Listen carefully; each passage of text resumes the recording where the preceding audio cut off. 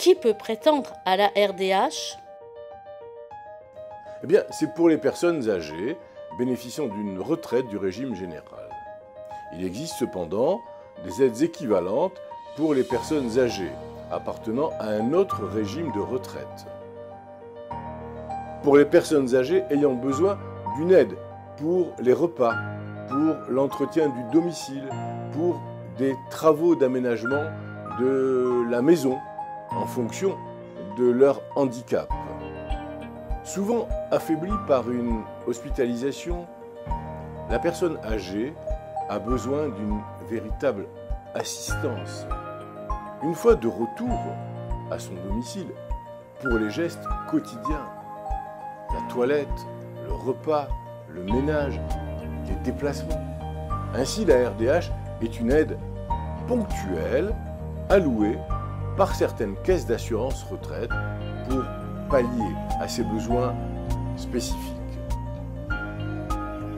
La RDH permet de faciliter le retour à domicile après un passage en établissement de santé pour les personnes âgées de plus de 55 ans, relevant du régime de retraite générale.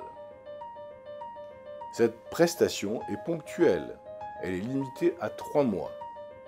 Elle comprend l'aide à domicile, les transports, l'entretien du logement, les courses, la préparation ou le portage du repas, la téléalarme, ainsi que de petits travaux d'adaptation du logement pouvant prévenir la perte d'autonomie. Quel est le montant de la RDH?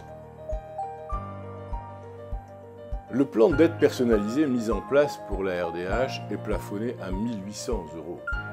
Il comprend la participation financière de la caisse régionale ainsi que la participation du bénéficiaire. Elle varie en fonction des revenus allant de 10 à 73%.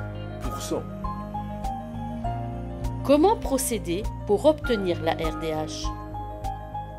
Eh bien, pour bénéficier de la RDH, les retraités doivent en faire la demande auprès de leur caisse de retraite ou lors d'une hospitalisation, et ce, auprès des services sociaux de l'hôpital.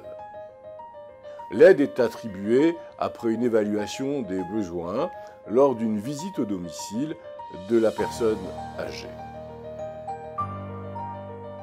La RDH, je l'ai dit précédemment, est une aide ponctuelle et momentanée. Veuillez noter que sa durée est de 3 mois seulement.